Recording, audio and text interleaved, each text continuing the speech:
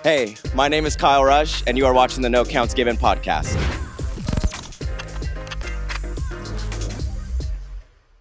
Attention, dancers, coaches, and teams. This is your moment. On February 5th, 2026, for the first time ever, Prodigy Dance Convention is coming to Dance Team Union Nationals. Get ready to elevate your performance and your future. Prodigy conventions blend elite training with real recruitment access. Explore jazz, hip hop, palm, technique, acro, plus chances to unlock one on one time with college recruiters. But what makes this event truly special is its home at DTU Nationals, hosted at Dance Team Union Nationals, an organization built to be bold, be authentic, be you.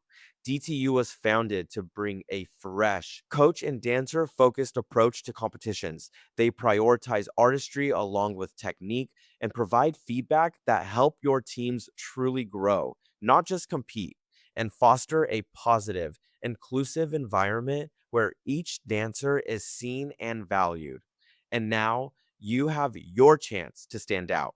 Registration is open. Spots are limited. Go to danceteamunion.com to register and get ready to shine on February 5th at Dance Team Union Nationals in Orlando, Florida. Your story starts here. What is going on, everybody, and welcome back to the No Counts Given podcast, your premier podcast for all things dance. I'm your host, Kyle, and usually on Tuesdays, we are breaking down competition coverage, score analysis, all of the fun things. Today's a little bit different.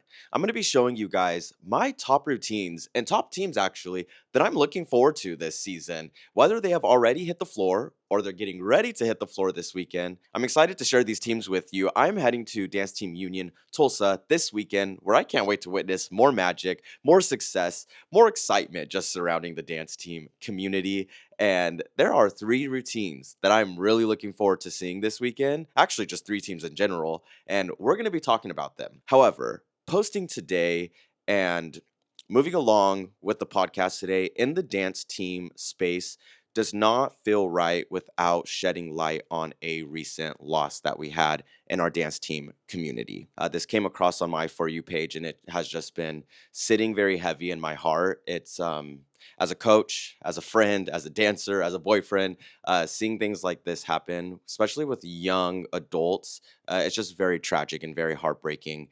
If you have it in you to support the Morris family at this time, I'm going to include two links in the bio, underneath in all the show notes. There's a meal train for the Morris family, as well as a GoFundMe to help alleviate cost that associate with Destiny's loss at this time. So if you have it in you, please help and support. And I'm sending all of my love and condolences to the Morris family and Destiny's community. I'm sorry for being a little bearer of bad news. And with all that said, let's get into these top routines that I'm looking forward to this 2026 season. St. Ursula, large varsity pom. They compete in Division Two with UDA. They go to UDA Nationals. Now, in 2025, they got third place at the National Dance Team Championships. They finished with an 89.8. Now, this weekend at UDA Bluegrass, they actually tied with Seton with an 88.05. Now, which Seton has already competed. They competed at DTU Louisville recently, and I think they actually did another competition after that as well too. Now at DTU Louisville, they actually received a score of 89.03. Now Seton and St. Ursula do go to the National Dance Team Championships. They do not go to Dance Team Union Nationals, unfortunately. So while the score from DTU might not be relevant, I'm sure the comments were. Now, when I was watching Seton back this past weekend at UDA Bluegrass, I was actually really impressed. One thing I was praising Seton for at DTU Louisville was their levels. They were getting low. It was inconsistent amongst all team members, but they were using their levels very well. This past weekend at UDA Bluegrass, they were killing me with the levels in a good, positive way. It was phenomenal, and it was great to see. Seeing at it was cleaner. It was just a much cleaner performance, and it was nice to see. Now I'm excited to see how St. Ursula does here leading up into the national season. This performance this past weekend at UDA Bluegrass, it wasn't the most cleanest. Now, again, it is very early for teams to be competing It is very early. It is November. It is very early. So seeing these routines in the January, February timeframe is going to be so much different when they were able to give more TLC to their routines. Let's go into Mount Notre Dame. Now, Mount Notre Dame finished at UDA Bluegrass this past weekend with an 82.525. Now, this past weekend, they did compete with a hole in their routine, so I can imagine that did have some impact on their score. But recently, they also did compete at DTU Louisville. Now, at Louisville, they received second, right behind Seton, with the final score of 88.43. So, with that hole in the routine, it's almost a 6 point difference in those 2 weeks between DTU Louisville and UDA Bluegrass. So, I'm very excited. I love Mount Notre Dame's palm routine. So, I'm very interested to see the captions per usual from UDA Bluegrass, but I'm interested to see where they were lacking in their routine other than the whole and what the judges are wanting more from them. I'm a fan of the routine. Oh, actually, there's one thing. Since there was that hole in their routine, they have like a palm exchange. I think they have two palm exchanges in their routine. So they start with like one white, one blue, and then all of a sudden half the team has white, the other half of the team has blue, and then all of a sudden they're back to how they started. They weren't able to do that this past weekend because usually they have an even number of dancers on the floor. They had an odd number. So I think that also had some kind of impact as well too. I'm just excited to see where Mount Notre Dame goes with this routine. I am very excited. All right, now Floyd Central. We have yet to see the returning champions compete on the floor this season. When we did watch them, it was an exhibition routine, and I was loving it. It is their competition routine. Now, they just weren't competing it, okay? They were just performing it. I'm excited to see how this routine holds up in a competition atmosphere. They have great athleticism, great technique, great usage of the floor. Now, I am interested to see it like on a DTU national stage when you have Marley on the floor, you have clean lines. It's usually easier for dancers to compete with those line markers on the floor. So I'm excited to see Floyd Central this coming 2025, especially 2026 DTU Nationals. Like, I cannot wait to see Floyd Central. Let's go into Dakota. Now, you guys heard me talk about Dakota last week. Dakota is a strong program out in Michigan. And they're very creative with their themes that they bring in Palm. Now, what I'm excited to see is one, of course, the routine cleaned up, duh. But I'm interested to see where the coaches and choreographers are going to go next with this routine because I feel like it has almost everything you would need in a winning national championship routine.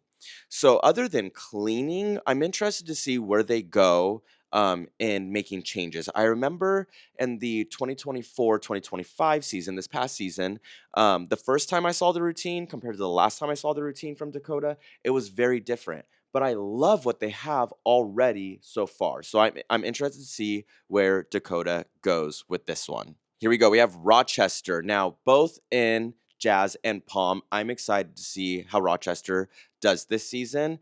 Now, this was another routine that had I don't know if it was this routine or maybe their Palm routine, but one of the routines had a hole in it when they were competing. So I'm interested to see the routine with a full team, duh.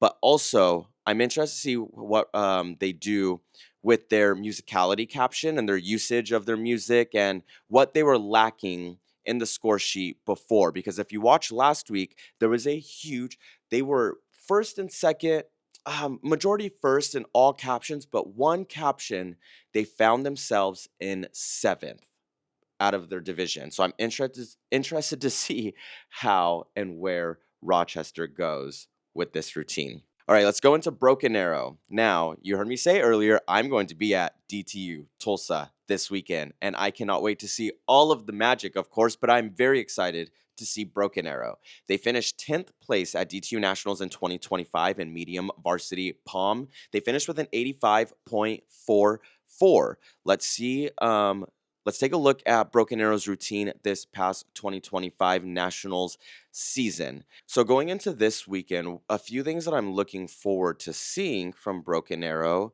is just the usage and their transitions a little bit more. They started off, I remember last season, they started off so strong with this intro, so strong with this core middle, and then the ending is where I got a little sidetracked and lost. So I'm interested to see how they're going to pull and keep the attention from the judges, from the audience, from me this weekend coming up here in Tulsa. Now, also with their technical aspects as well too.